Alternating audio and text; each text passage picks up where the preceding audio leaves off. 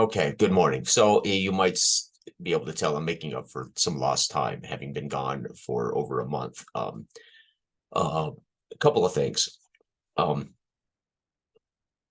uh, so I got back, and of course, trying to catch up with some of the Discord conversation. I'm not going to attempt to go back and read everything that I missed over uh 6 weeks or whatever, right? But I noticed Dell providing me in Discord with a couple of videos and a couple of topics of conversation that he thought were interesting. And this morning, a couple of more pokes. And I thought, I think Dell's trying to poke me into putting up my 2 cents on this. Um, and I have periodically over the last 12, 15 years I've been on and off of YouTube, I have talked a lot about in-character play, and I've talked a lot about role playing over gameplay, over mechanical play, etc.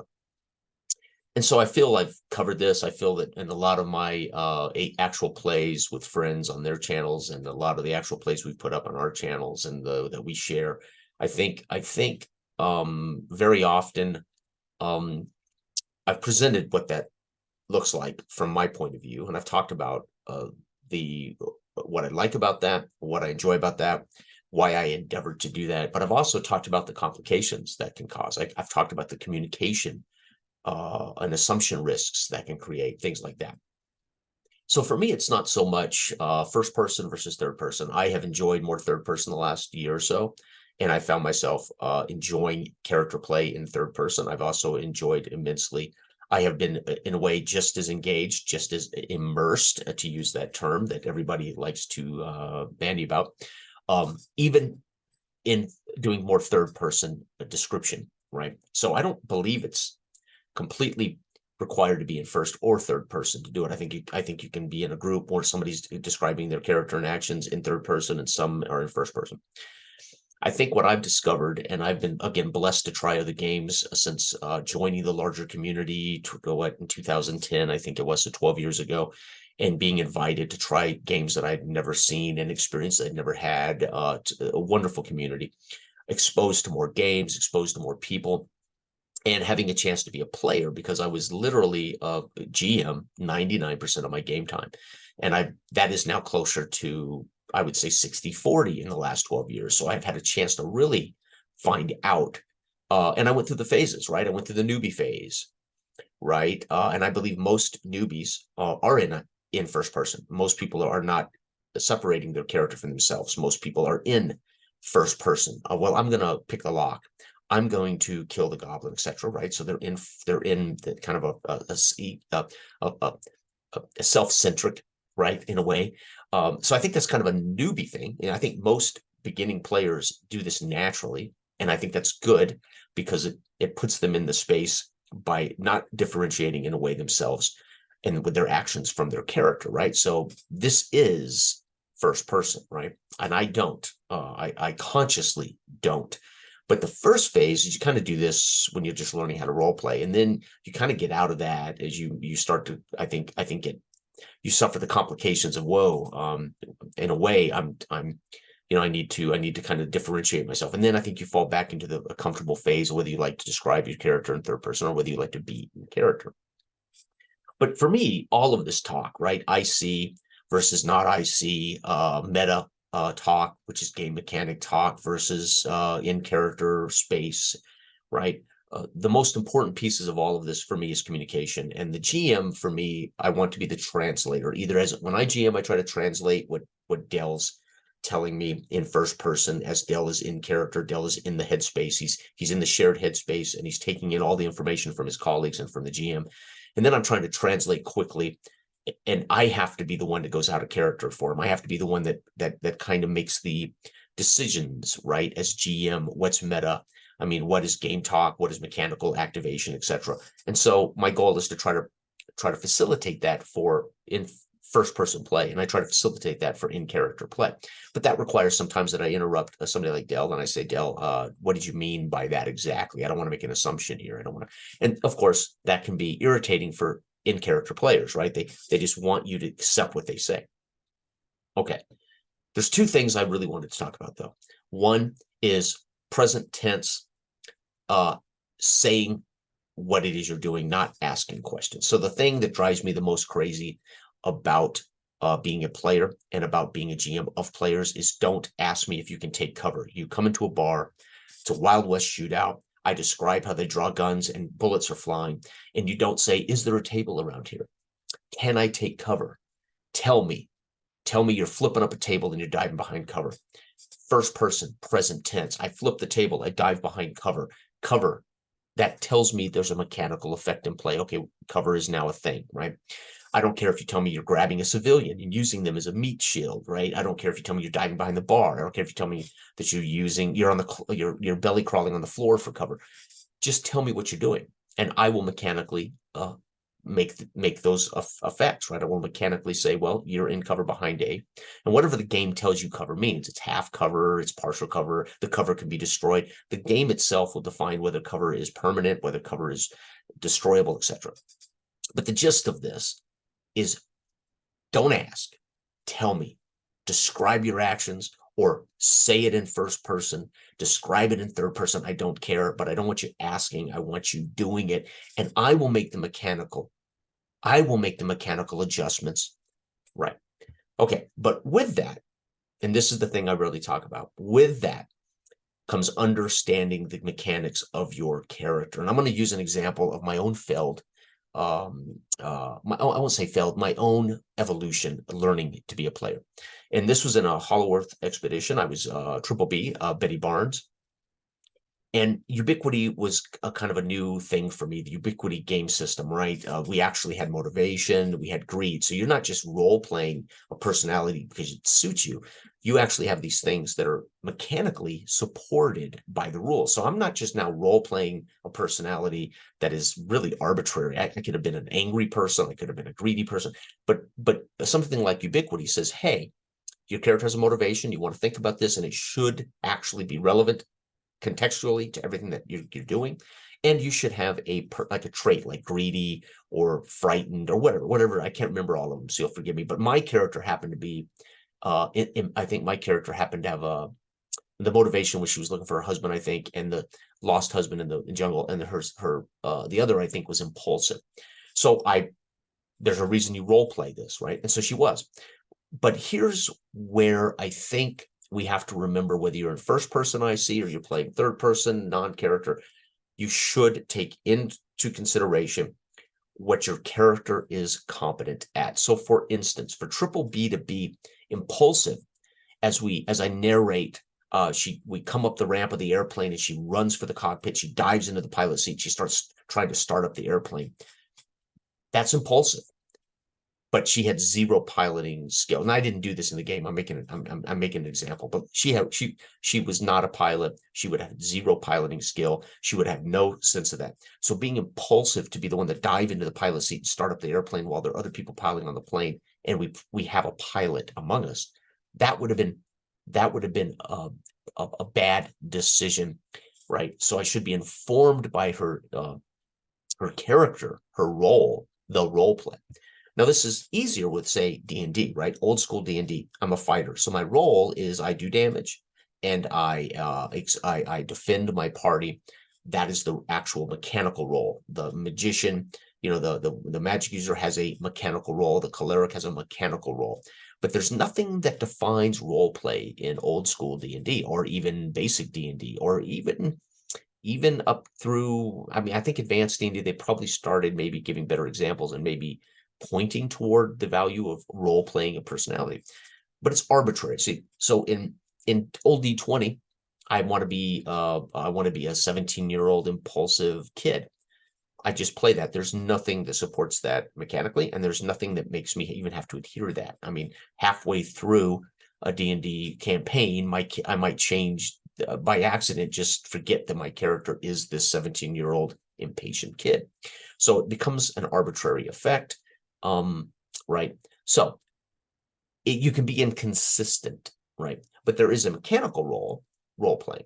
And then there is this kind of role in the group, in the party, as you develop personalities and as you connect with players. But most role-playing games do not demand that there is any kind of mechanical role play, right, experience. Okay, Then there's others that have new social dynamics. Don't bluff if you don't have bluff. So this was the mistake I made with Triple B, right? I did. She was impulsive, and I did something in Hollow Earth Expedition. I can't recall what it was, but of all the impulsive things that I should have been in character, because I play in character, so I'm literally dealing with the world that Ivan presents, or my buddies say, live, and I am thinking live and on my feet. And I love that. That's, for me, that is immersion. That's in character play. But I would do that in a vacuum, not thinking necessarily about what she not only would be impulsive, yes, but that she would be impulsive about what it is she naturally does well, or the thing that she would do based on, or the thing she would not do because she doesn't, it's not in her makeup. So when we look at the character sheet, is the makeup of your character, the personality, the history, the baggage, etc., then I'm still going to be in character, and I'm going to make decisions that make sense to that character. So role playing for me is a couple of things. Mostly, it's rarely mechanically supported or mechanically relevant.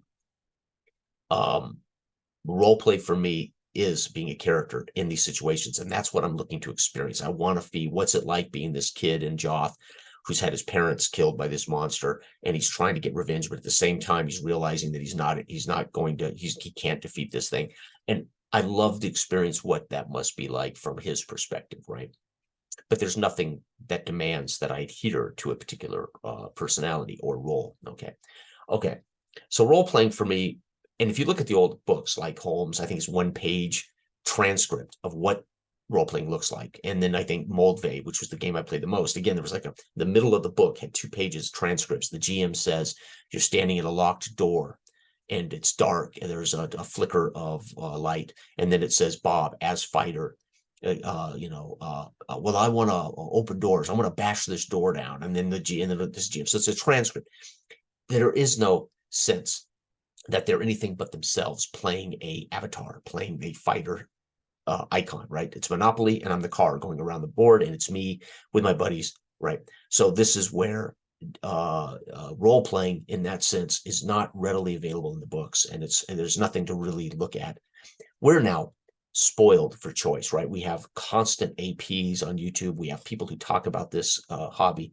We have, if you've been fortunate enough to be trained in a corporate situation where they use actual role playing for training.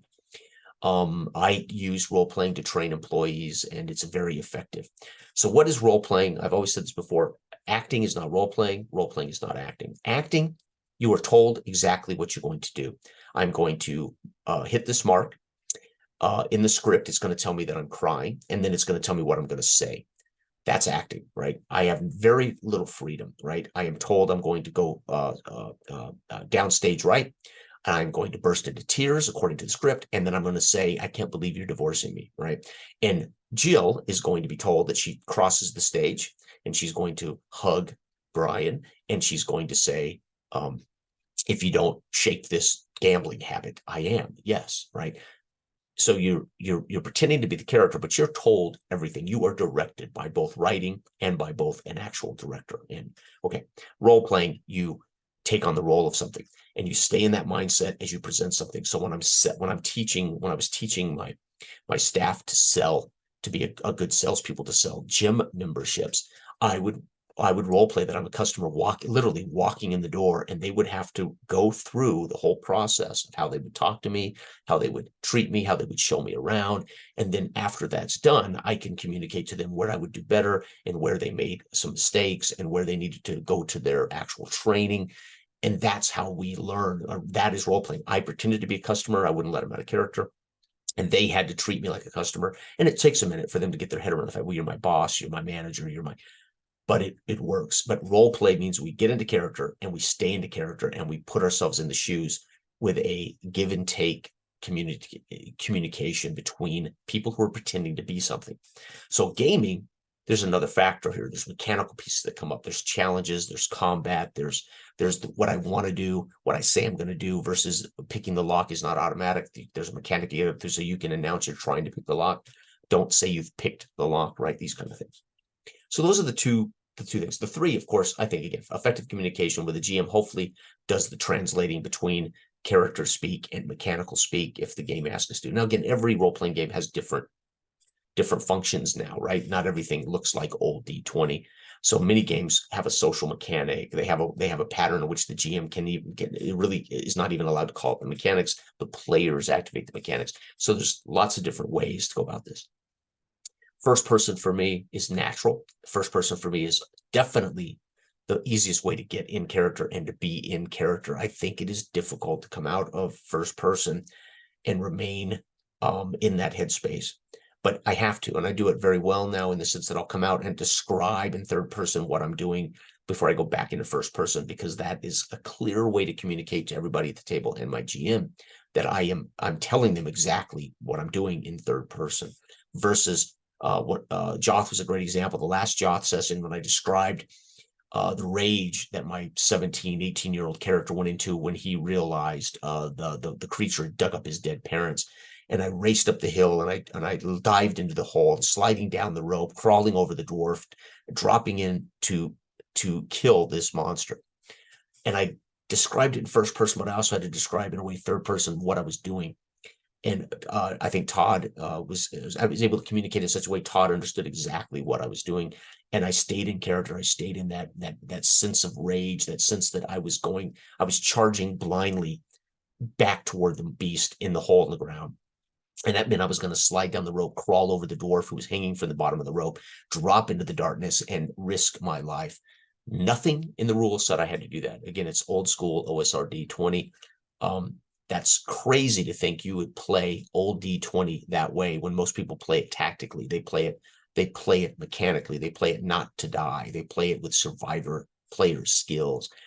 I play it in character. And if this is how I respond to something Todd's told me, as you're walking back down to your house, you notice that your parents and your siblings have been dug up again, their bodies strewn about in the front yard of your home.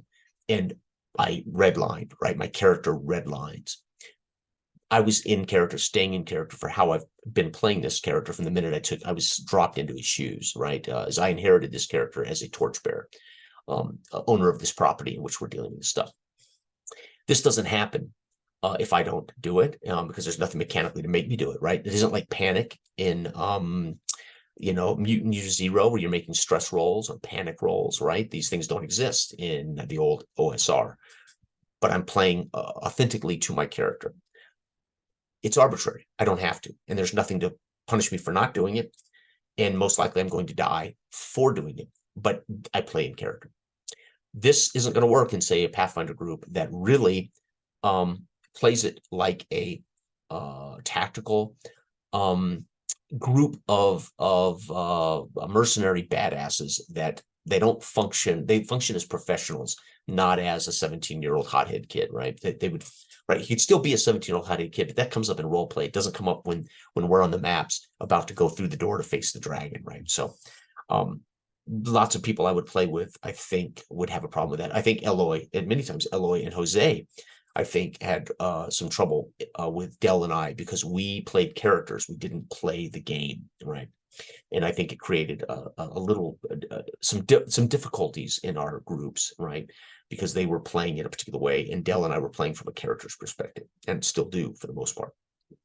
Lessons learned, though, I learned that, hey, in this particular game, these particular mechanics, maybe I suspend that style of play, and that I owe to a group with a culture of play that says, well, do that in conversation, but maybe don't do that when we're in the dungeon, fighting for our lives, right? Because we need you, Jason, to survive. So these are also things I learned because I had a chance to become a player. I had a chance to exercise the want to be a character, but at the same time learn that, oh yeah, right, there's an ebb and flow, there's a give and take between the game and the mechanics and role playing, right? So anyway, and it is important to me, like campfire, I've said before, the dialogue and the things we do at camp, these things are important to me as I establish a character and I establish relationships with my friends, the people I'm playing with, and their characters. It is vain, it is maybe pointless, but we're not playing to have just dramatic moments and scenes. We're playing characters for 2 or 3 hours at a time, in which all of these moments add up to the sum total of the experience. And some don't care about that. I do, right? Those moments matter to me. My most memorable moment in Ivan's Lamentation of the Flame Princess campaign with Lee Rimmer and Josh. I was Jurgen. It was the campfire in which we were in the blizzard and we were freezing, and I was on watch, and Jurgen, to stay awake and to stay warm, was singing a song that I made up on the fly and was just singing it. And that's the most memorable moment. It had nothing to do with mechanics. It had nothing to do with the game. It had to do with who Jurgen was and the situation we were in. I made that situation real. I was freezing. I was trying to stay awake as I walked around the camp, and I was singing this song, this song about Zed, right? The god Zod or whatever, right? Um, anyway, and these are the things that I remember. Those are the meaningful things. It was not a die roll to kill the beast. It was not a die roll to die. It was not the skill check to pick a lock. It was Jurgen in this moment that we all agreed was legit. It was real. And because we agreed that we were in a blizzard and it was cold, it was night, and we had a fire barely going, and they were trying to rest, and I was on watch, it mattered. It was real. And so therefore I was in character. I treated it that. I don't know how or why you wouldn't play that way. There are obviously different personalities. There's different levels of experience. There's different levels of comfort, right? I am the William Shatner of role playing. I have no inhibitions. I'll say stupid shit. I'll do stupid shit. I'll make stupid faces. I have no inhibitions. I'm the William Shatner. I'm the Captain Kirk of role playing. I have no inhibitions. I don't mind making myself look a fool. I don't mind being embarrassed because it's joy and it's fun and it's social and it's part of what we do. There are some, though, very reserved. There are some that are very shy. That doesn't mean they can't be role players. That doesn't mean they can't join and enjoy an amazing table of role playing, but they're going to be different people, and that's all okay, right? How they communicate, how they process. If they're not disruptive and they're not hostile and they're not angry, they're not violent to other people, we can have long-term game sessions with all kinds of different people and personalities. The problems are those who don't pay attention, those who don't communicate, or those who are disruptive. Those folks are difficult to keep at the table.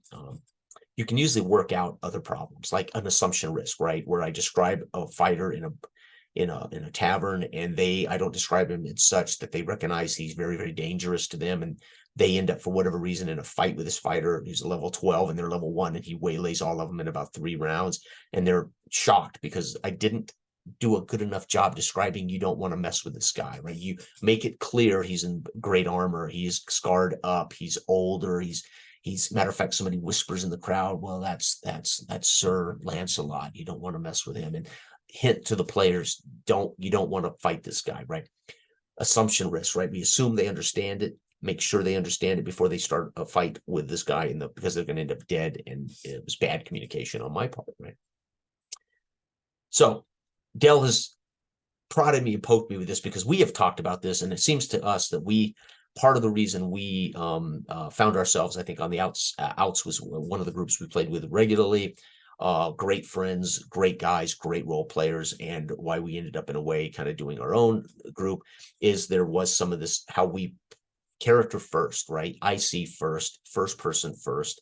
And I think it made it difficult for lots of the guys to communicate, and I made it difficult for them to recognize, why would you do that? Why would your character pick up a robot that's spying on us that we have supposedly killed and put it in your pocket and carry it with you? Because that's what my character would do. He's interested about dissecting this robot later, or using the pieces for demolitions later.